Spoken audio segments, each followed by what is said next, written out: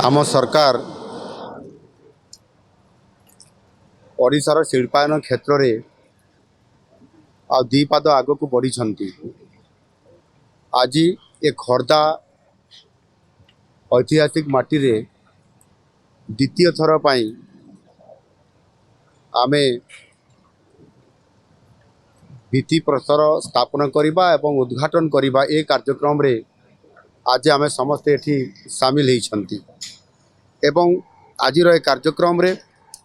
36टी प्रकल्पर शिलान्यास एवं उद्घाटन आज आमे करिसंती। एही प्रकल्प गुड़िक माध्यम रे आज आमे राज्य को 40,811 कोटी टंकार पुंजी ए आसीबा को आमे सुनिश्चित करिछु। एथिरे 59,000 नुआ युवक युवती माने जॉब एम्प्लॉय हेबार सुनिश्चित करिछु एवं निश्चित भाव रे आमे जो पूर्वर ग्राउंड ब्रेकिंग एवं शुभारंभ करिवारे जो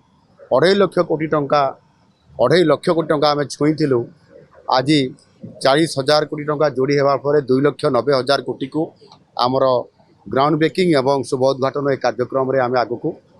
दीपाद बढ़ीछु। निश्चित भाव रे एथिरे विशेष करिकी ओडिशा को समृद्ध करिबा एवं ओडिशा विजन डॉक्यूमेंट 2036 एवं 2047 ताकू आधार करी ओडिशा को भारत वर्ष रे अर्थनैतिक दृष्टिकोण आमे भारत वर्षर श्रेष्ठ जो 5टी राज्य भितर स्थानित हम ओडिशा या को आधार करी आज प्रत्येक क्षेत्र में सशक्त करिबा, महिला सशक्तकरण करिबा, युवक मान को नियुक्ति देवा एवं ओडिशार भविष्यतर दायित्व तांको कांधरे देवा एवं चाषी मान को सशक्तकरण करिबा, गरीब लोक मान को आगु को आसीबा, हरिजन एवं आमर जो माने पछुआ वर्ग अछंती अनुसूचित जाति एवं अनुसूचित जनजाति सेमान को आगु को अर्थनैतिक दृष्टिकोण आगु को आनिबा ये प्रकार नीति आपणे आज आमे ओडिशा रे प्रथम थर करी मध्य 2026-27 आर्थिक वर्ष पाई जो बजेट आनी ताहा मध्य 3 लाख कोटी टंका रु पार करिछु अर्थात 3,10,000 कोटी टंका को पहुँचेछु। आज आम कैपिटल एक्सपेंडिचर रे अर्थात पुंजी निवेश करिबारे भित्तिभूमि निर्माण करिबारे आज आम 72,000 कोटी को छुईचु जहाँकि आम राज्य जीडीपी ये 6.5% आ से आधार रे आज शिल्पायन को प्राधान्य देवा आ से क्षेत्र में आज आम यही केवल खोर्धा माटी रे ही अर्थात खोर्धा जिले में ही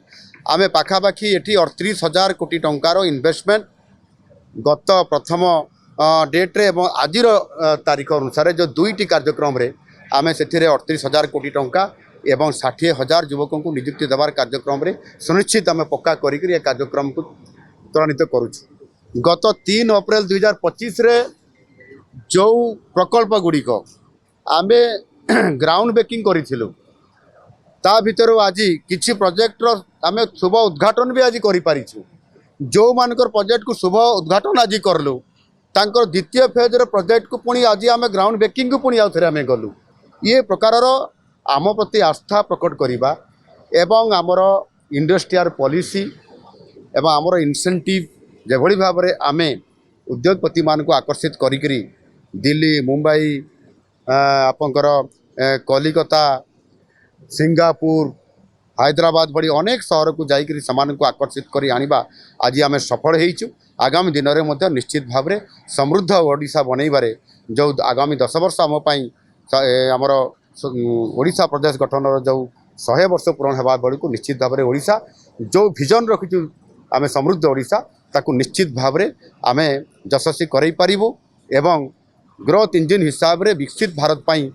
ओडिशा निश्चित भाव में काम करिवो। आ से आधार रे आजिर जो वातावरण आजिर जो कार्यक्रम रे निश्चित भाव में आम सफल होइतबारु मु समस्त उद्योगी माने एवं समस्त जनसाधारण को मध्य धन्यवाद देवी तांकर सहयोग कारण आज ये प्रकल्प गुड़िक ता रास्ता रे दी पाद आगु को जाई ओडिशा को समृद्ध करिबारे बड़ भूमिका निभाइबारे ये बड़ भूमिका नहीं पारिछि।